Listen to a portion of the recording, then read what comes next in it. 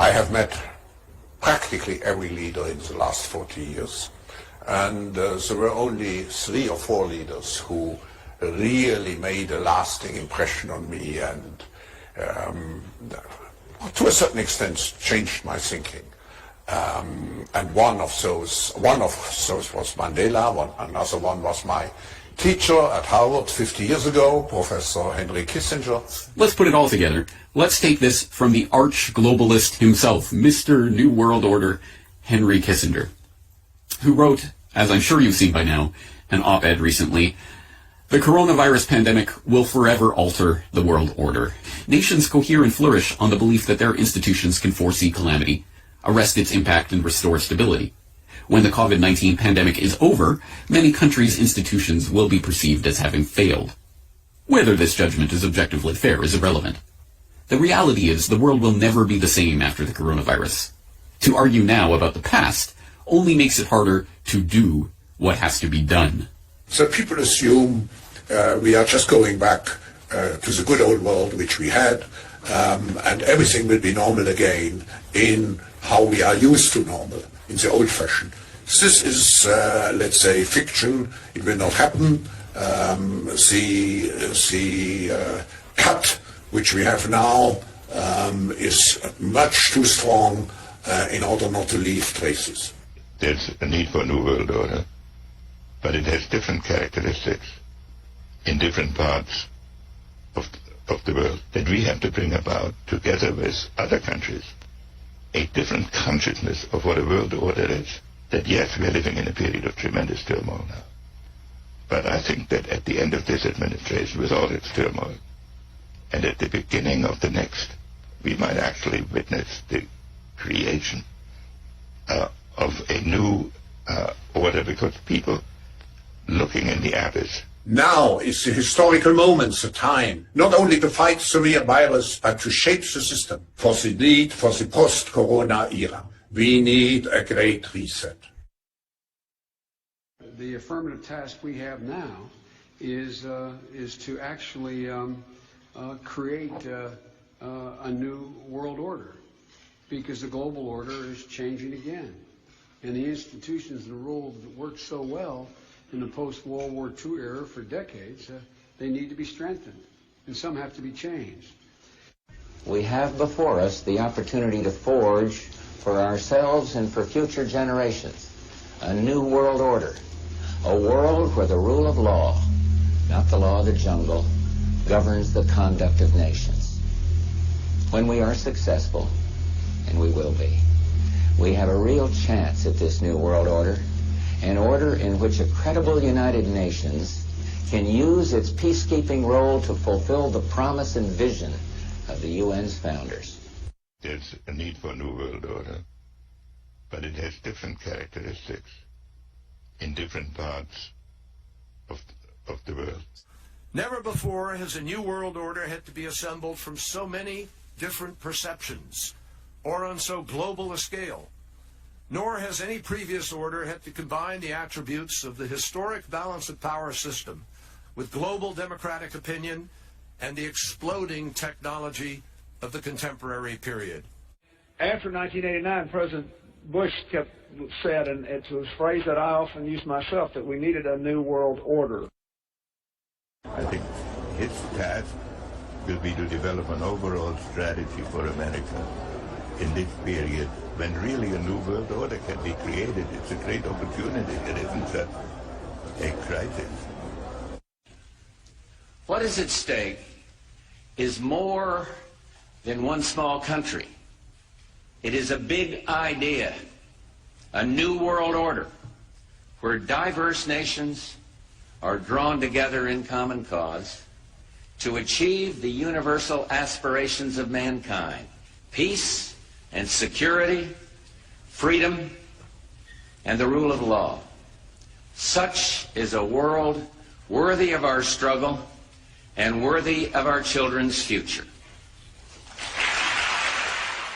So, in conclusion, ladies and gentlemen, a new world is emerging.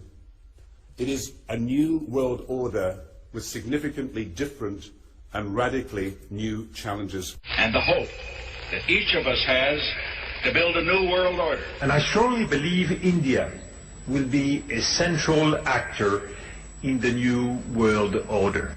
Well, this week, PPP released the findings of a poll of how much Americans believe in conspiracy theories. That's where we got our lizard people numbers from. We also learned that the percentage of Americans who believe that a secret power elite with a globalist agenda is conspiring to eventually rule the world through an authoritarian world government or new world order, that percentage is 28%.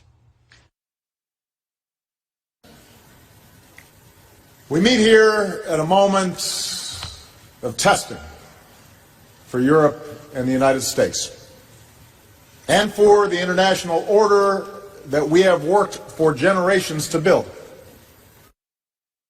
And jobs cost American sovereignty, but it would fulfill the president's father's vision.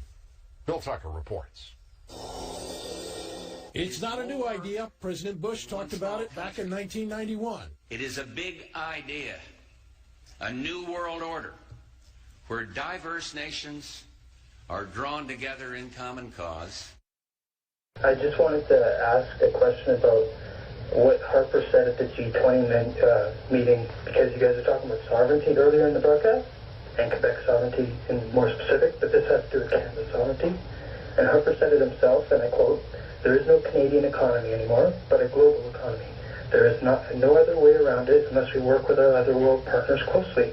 I know some people don't like it. It's a loss of national sovereignty." In the financial crisis, Europe is leading the way towards a global solution. Today, Europe can propose the principles and rules that will shape a new global order. The goal should be to devise a system of global financial governance adapted to the challenges of the 21st century.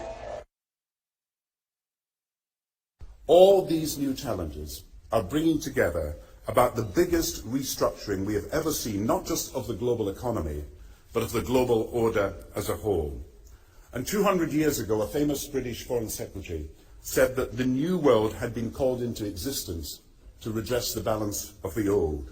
In 1990, another old world ended, dominated by the Cold War, and people talked then, in 1990, of a new world order. What they actually meant then was a new political order, and what was not foreseen then, but is obvious now from everything that we see and do, what we experience in every day of our life, is the sheer scale and speed and scope of globalization. And it's only now that we can begin to understand that the world order that globalization brings and what it's going to look like, it's driven forward now not just by the balance of military strength, the Cold War times, or ordinary political power. It's being driven forward by a seismic shift in economic power that we see around us. But what does the new world order mean for countries like ours who are looking to succeed?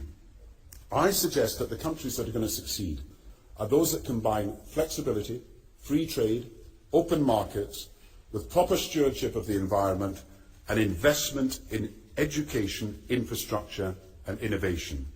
And the question for us is how we meet and master all these challenges to ensure that Britain enhances its competitiveness in the process and realizes what I believe is our destiny of success in this new world order. So, in conclusion, ladies and gentlemen, a new world is emerging. It is a new world order with significantly different and radically new challenges for the future. And those people who have been yelling, "Oh, the UN's going to take over global conspiracy theories. They've been crazy, but now they're right. When Geithner said he would be open to the idea of a global currency last week, those conspiracy people had suggested that for years. You're not wrong. And when massive foreign trade deals are made, they are done in U.S. dollars, which serves as the world's reserve currency. Now the UN is backing a plan to change all of that and create a new global currency. There is a global meltdown coming. It is a global depression, and one world currency and one world financial system is the end game.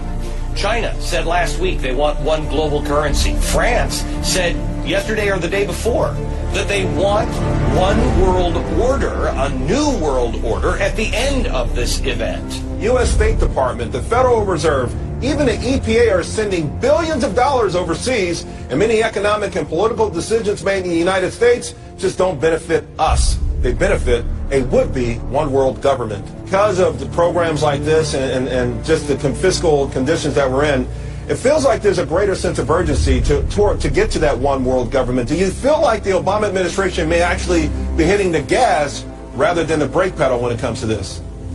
To answer your question, absolutely. I think Obama's got his foot on the gas pedal and is going full speed ahead with taking us towards a global government. Oil looks higher, gold looks higher, currencies look weaker, all for the reasons that we talked about before. I mean, you've got huge wage disparities. I don't know how that inevitably resolves itself.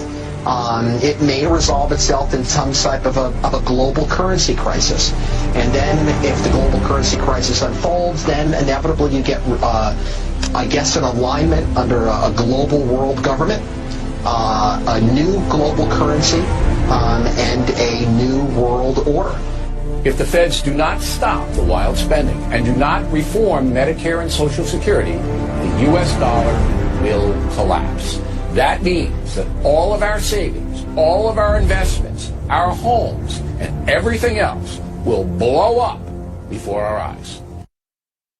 We will be looking at what contact tracing looks like in the New World Order. This is a world pandemic. It's a 1 in 100 year event. So you can expect that we will have transmission from time to time, and that's just the way it is. We've got to accept that this is the New World Order. A safe place and a dangerous place.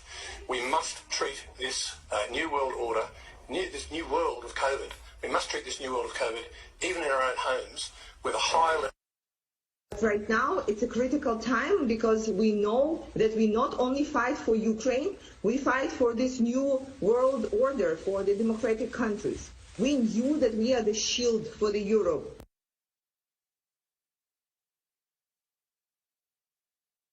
Have before us the opportunity to forge for ourselves and for future generations a new world order, a world where the rule of law, not the law of the jungle, governs the conduct of nations.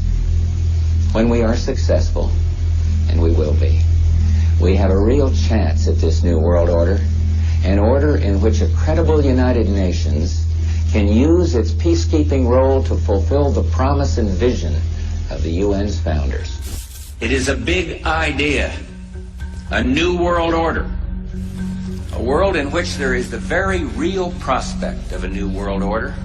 After 1989, President Bush said, and it's a phrase that I often use myself, that we needed a new world order. There is a chance for the President of the United States to use this disaster to carry out what his father, a phrase his father used, I think, only once, and hasn't been used since, and that is a new world order. So that the problem of the Bush presidency will be the emergence of a new international order.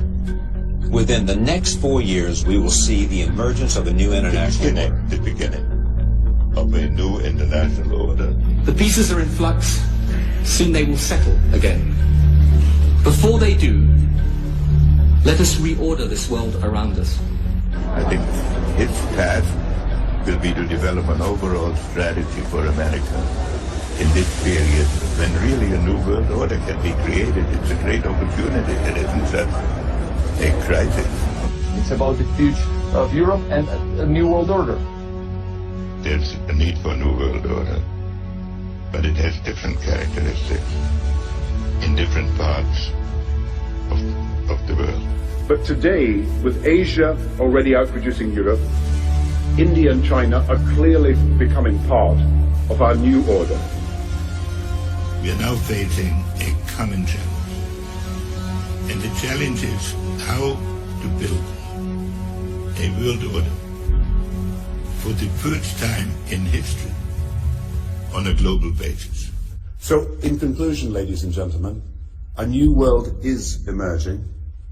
It is a new world order with significantly different and radically new challenges.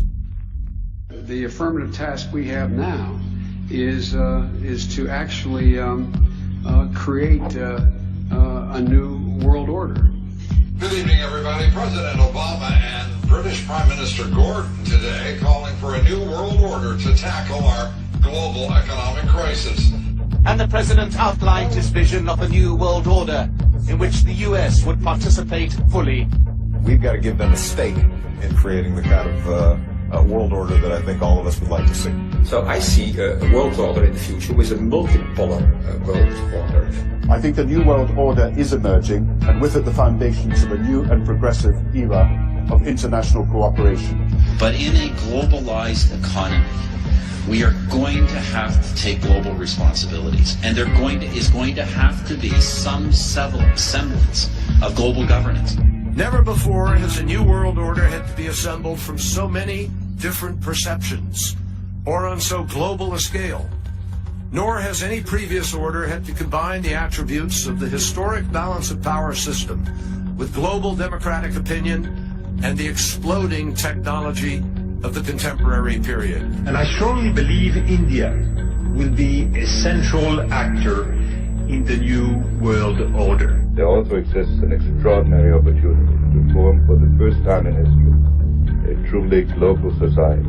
2009 is also the first year of global governance with the establishment of a G20 in the middle of the financial crisis. The climate conference in Copenhagen is another step towards the global management of our planet. New World Order is the headline in the Globe and Mail in Canada. Is this global governance at last? Is it one world, the central bankers in charge? But aren't we all just living and dying for what the central banks do? Of course we are. We are absolutely slaves to central banks. Is because some of these people, this is a new normal. They're never going to go back home. So they want to help them as much so that they're never just walking out of here and feeling like they're going back onto the street. They've worked with them throughout the process here to help them adjust to this new world order that they're going to be living in after this. One more question. Not really. I got to quick.